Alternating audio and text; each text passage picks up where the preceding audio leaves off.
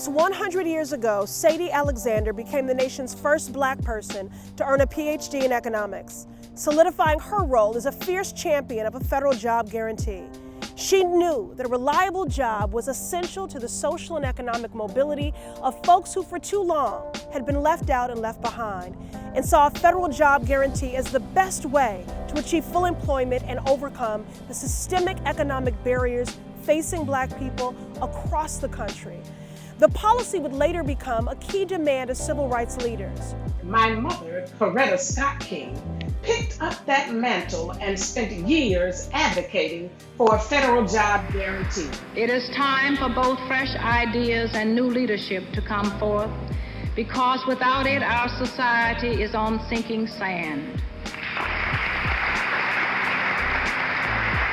She told Congress that no issue is more important to the elimination of human suffering and to the advancement of the nonviolent ideal than the issue of providing jobs for all Americans. I have a dream that my 4 little children will one day live in a nation where they will not be judged by the color of their skin, but by the content of their character. I have a dream today.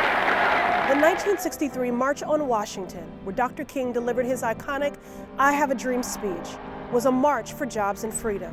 Hundreds of thousands gathered in Washington to demand voting rights and economic justice in the form of a massive federal program to train and place unemployed workers in meaningful, dignified jobs for decent wages. In recent years, there have been calls for a public option for employment, but the deep disparities exposed by the health and economic crises we now face require us to go even further. Another world is possible. Yes, it is possible to legislate justice and accountability.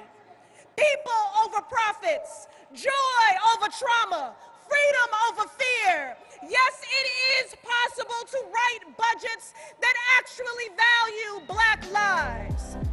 It's time to establish a legal right to a job for all people in America. I'm proud to build on and honor the legacy and work of generations of Black women like Sadie and Coretta by introducing a historic proposal to do exactly that. The legal right to employment is critical to affirming the dignity and humanity of all and set a new baseline of dignified work, wages, and benefits for all workers.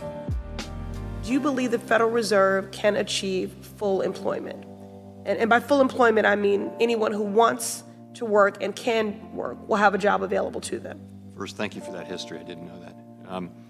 So that's our goal. That's what we're working to do at all times. As civil rights leader Ella Baker said, people cannot be free until there is enough work in this land to give everybody a job.